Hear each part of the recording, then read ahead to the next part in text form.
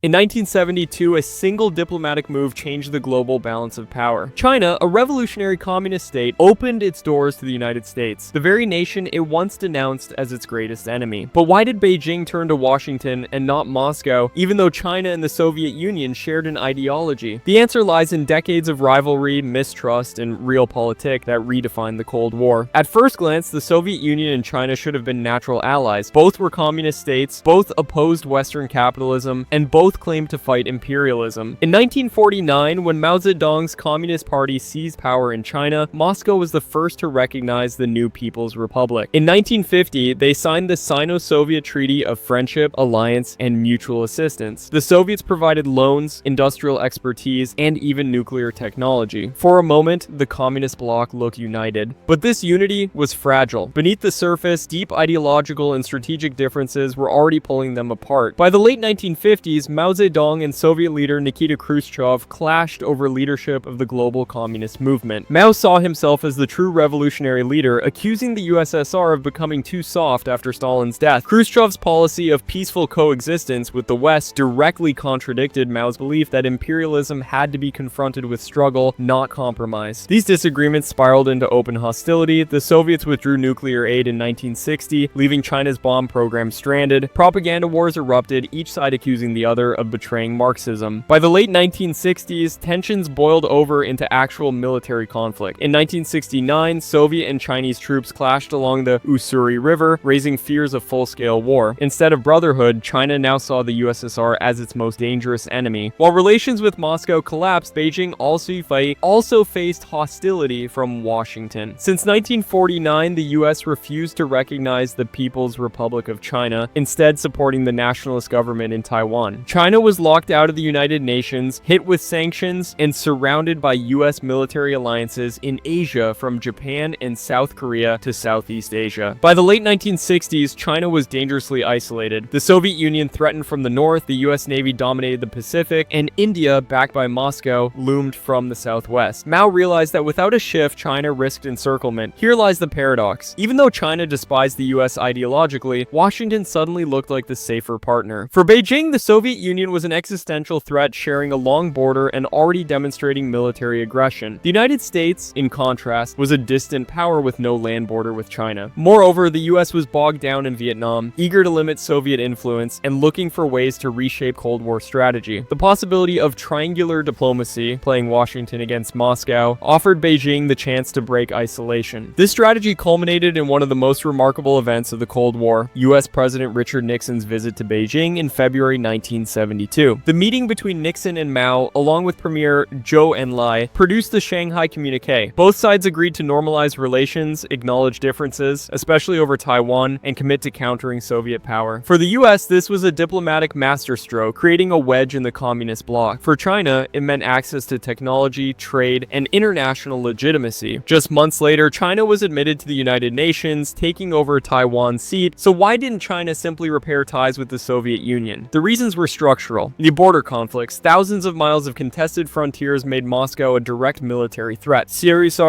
Ideological rivalry. Mao believed Soviet leaders had abandoned true communism. Neither side would submit to the other's leadership. A geopolitical competition. Both powers sought influence in the developing world, from Africa to Southeast Asia, often supporting rival factions. In domestic politics, for Mao, reconciliation with Moscow would look like surrender. Aligning with the US, ironically, gave him more leverage against the Soviet. In short, Washington was the more useful counterweight. China's gamble worked. The US-China rapprochement reshaped the Cold War balance, leaving the Soviet Union strategically cornered. Over the next decade, China opened to global markets, gained Western technology, and diversified its diplomacy. The USSR, meanwhile, sank deeper into rivalry with both the US and China, stretching its resources thin. By the 1980s, the Soviet Union was fighting wars abroad, facing economic stagnation at home, and struggling against a two-front geopolitical challenge, exactly what China had wanted. China's choice in 1972 was not about friendship with the US, nor about abandoning communism. It was about survival and strategy. Faced with a hostile Soviet neighbor and international isolation, Beijing made a pragmatic move that shifted the Cold War's balance of power. The lesson is clear. In geopolitics, ideology often takes a backseat to national interest, and in 1972, China saw more security in shaking hands with Washington than in reconciling with Moscow.